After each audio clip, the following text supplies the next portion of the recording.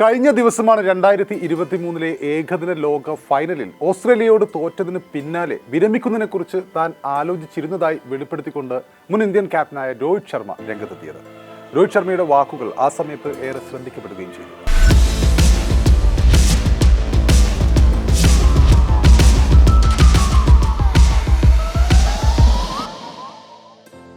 നമുക്കറിയാം, ഇന്ത്യൻ ക്രിക്കറ്റിൽ പല കാരണങ്ങളാൽ ഗ്രൗണ്ടിനകത്തെ രോഹിത്തും ഗ്രൗണ്ടിന് പുറത്തെ രോഹിത്തും പല കാലങ്ങളിൽ പലപ്പോഴായി വാർത്തകളിൽ ഇടം നേടിയിട്ടുണ്ട്.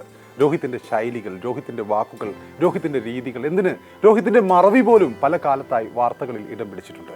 അതിനാൽ തന്നെ രോഹിത് ശർമ്മയുടെ കഴിഞ്ഞ ദിവസത്തെ വെളിപ്പെടുത്തലുകളും ഇതിനകം തന്നെ ശ്രദ്ധ നേടിക്കൊണ്ടിരിക്കുകയാണ്, ചർച്ചയാവുന്നുണ്ട്.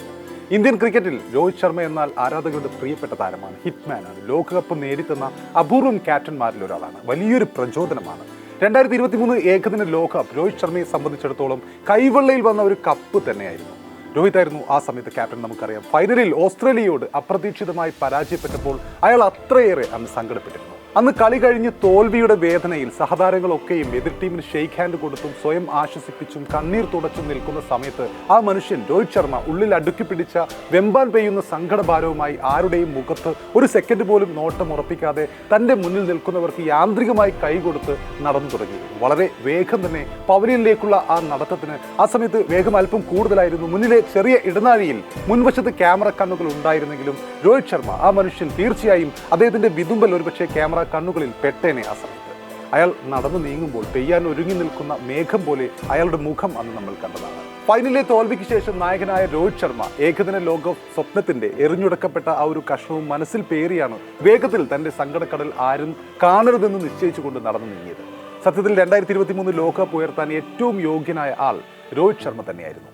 അപരാജിതരായിട്ടാണ് ഇന്ത്യൻ ടീമിനെ അദ്ദേഹം മുന്നിൽ നിന്ന് നയിച്ച് ഫൈനലിലേക്ക് എത്തിച്ചത്. കിരീടത്തിൽ കുറഞ്ഞതൊന്നും രോഹിത്തും സംഘവും അന്ന് പ്രതീക്ഷിച്ചിരുന്നില്ല. 2011 ലോകകപ്പിൽ ആ സമയത്ത് കപ്പടിച്ച ടീമിൽ അന്ന് അയാൾക്ക് അവസരമുണ്ടായിരുന്നില്ല. 2019 5 സെഞ്ചുറികളുമായി കളം വാണ് കളിച്ചിട്ടും സെമിയിൽ കിവീസിനോട് ടീം പരാജയപ്പെടുന്നത് കണ്ണീരോടെ ഡഗ്ഔട്ടിൽ നിന്നും കാണാനായിരുന്നു അയാളുടെ വിധി. 2023 ഇങ്ങനെയും. ചരിത്രവും കളി മൈതാനങ്ങളും ചിലപ്പോൾ നിങ്ങളോട് ക്രൂരമായി പെരുമാറും എന്ന് അന്നേ ഒരുപക്ഷെ രോഹിത് ശർമ്മ മനസ്സിൽ പറഞ്ഞിട്ടുണ്ടാവണം.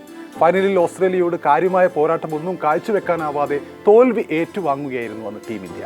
6 വിക്കറ്റിനായിരുന്നു ഇന്ത്യയുടെ പരാജയം. നമുക്കറിയാം, അന്ന് ഇന്ത്യൻ താരങ്ങളൊക്കെയും മുഹമ്മദ് സിറാജും ജസ്പ്രീത് ബുംറയും എല്ലാം ആ സമയത്ത് നിരാശയുടെ വക്കിലായിരുന്നു.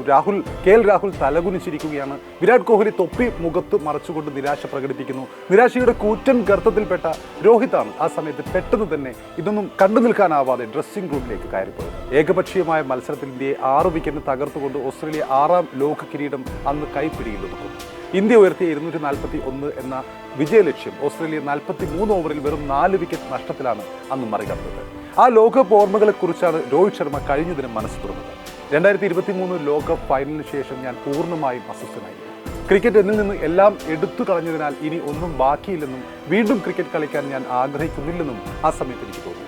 കഴിഞ്ഞ ദിവസം നടന്ന മാസ്റ്റേഴ്സ് യൂണിയൻ പരിപാടിയിൽ ആ സമയത്താണ് രോഹിത് ശർമ്മ മനസ്സ് തുറന്നത്. എല്ലാം ശരിയാകാൻ കുറച്ച് സമയമെടുത്തു. ഇത് എനിക്ക് ശരിക്കും ഇഷ്ടപ്പെട്ട ഒന്നാണെന്നും അത് എൻ്റെ മുന്നിലുണ്ടെന്നും ഞാൻ എന്നെ തന്നെ ഓർമ്മിപ്പിച്ചുകൊണ്ടിരുന്നു. എനിക്ക് അത് അത്ര എളുപ്പത്തിൽ ഉപേക്ഷിക്കാൻ കഴിയില്ലെന്ന് പിന്നീട് എനിക്ക് മനസ്സിലായി. ഞാൻ എൻ്റെ ഊർജം വീണ്ടെടുത്ത് വീണ്ടും കളിക്കളത്തിൽ ക്രിക്കറ്റിൽ സജീവമാകാൻ തുടങ്ങി. ആ തോൽവിയുടെ സമയത്ത് എല്ലാവരും അങ്ങേയറ്റം നിരാശരായിരുന്നു. എന്താണ് സംഭവിച്ചതെന്ന് ഞങ്ങൾക്ക് ആ സമയത്ത് വിശ്വസിക്കാൻ കഴിഞ്ഞില്ല. വ്യക്തിപരമായി എനിക്കിത് വളരെ ബുദ്ധിമുട്ടുള്ള സമയമായിരുന്നു. കാരണം 2-3 മാസം മുൻപല്ല, 2022 ഞാൻ നായകസ്ഥാനം ഏറ്റെടുത്തതിന് ശേഷം എല്ലാം ആ ലോകകപ്പിന് വേണ്ടി 2023 ലോകകപ്പിന് വേണ്ടി സമർപ്പിച്ചിരുന്നു. 2020 ലോകകപ്പായാലും ഏകദിന ലോകകപ്പായാലും ലോകകപ്പ് നേടുക എന്നതായിരുന്നു എൻ്റെ ഏക ലക്ഷ്യം. അത് സംഭവിക്കാത്തപ്പോൾ 2023 ലോകകപ്പിൻ്റെ സമയത്ത് ഞാൻ പൂർണ്ണമായും തകർന്നുപോയി. എൻ്റെ ശരീരത്തിൽ ഒരു ഊർജവും അവശേഷിച്ചില്ല. എന്നെ തന്നെ തിരികെ കൊണ്ടുവരാൻ എനിക്ക് 2 മാസം എടുത്തു. എന്തെങ്കിലും കാര്യത്തിനായി നമ്മൾ വളരെയധികം സമർപ്പിച്ചിട്ടും ഫലം ലഭിക്കാതെ വരുമ്പോൾ അത് വളരെ സ്വാഭാവികമായ ഒരു പ്രതികരണമാണെന്ന് ഞാൻ കരുതുന്നു. എനിക്ക് സംഭവിച്ചത് അതാണ്. പക്ഷേ ജീവിതം അവിടെ അവസാനിക്കുന്നില്ല എന്നും എനിക്കറിയാമായിരുന്നു. നിരാശയെ എങ്ങനെ നേരിടാം, പുനഃക്രമീകരിക്കാം, പുതുതായി തുടങ്ങാം എന്നൊക്കെ അന്ന് എനിക്ക് അതൊരു വലിയ പാഠമായി മാറി. 2024 നടന്ന T20 ലോകകപ്പിൽ മറ്റെന്തെങ്കിലും വരുമെന്ന് എനിക്കറിയാമായിരുന്നു. എൻ്റെ മുഴുവൻ ശ്രദ്ധയും പിന്നീട് ആ T20 ലോകകപ്പിലേക്ക് മാറ്റേണ്ടി വന്നു. ഇപ്പോൾ ഇത് പറയാൻ വളരെ എളുപ്പമാണ്, പക്ഷേ ആ സമയത്ത് അത് വളരെ ബുദ്ധിമുട്ടായിരുന്നു എന്നാണ് രോഹിത് ശർമ്മ കഴിഞ്ഞ ദിനം പറഞ്ഞത്. രോഹിത് പിന്നീട് തിരിച്ചു വരികയും 1 വർഷം തികയും മുൻപ് 2024 T20 ലോകകപ്പ് കിരീടം അദ്ദേഹം ഇന്ത്യക്ക് നേടിത്തരുകയും ചെയ്യുന്നത് നമ്മൾ കണ്ടിട്ടുണ്ട്. ക്യാപ്റ്റൻ എന്ന നിലയിൽ അത്ഭുതപ്പെടുത്തിയ താരമാണ് രോഹിത് ശർമ്മ എന്ന് നമുക്കറിയാം. ഒരു ക്യാപ്റ്റൻ ടീമിനെ മുന്നിൽ നിന്ന് നയിക്കുന്നതിനൊപ്പം ഡ്രസ്സിംഗ് റൂമിലെ അന്തരീക്ഷത്തെ ബഹുമാനിക്കുക കൂടി ചെയ്യുമ്പോഴാണ് അയാൾ മികച്ച ക്യാപ്റ്റനാവുക. രോഹിത്തിന്റെ കാര്യത്തിൽ ഇതൊക്കെയും നടക്കുന്നത് നമ്മൾ കണ്ടതാണ്. T20 ലോകകപ്പിന് പിന്നാലെ അദ്ദേഹം 2020 നിന്നും വിരമിക്കുകയും പിന്നീട് ടെസ്റ്റ് ക്രിക്കറ്റിൽ നിന്നും വിരമിച്ച രോഹിത് ശർമ്മ നമുക്കറിയാം ഇപ്പോൾ ഏകദിന ഫോർമാറ്റിൽ മാത്രമാണ് കളിക്കുന്നത്.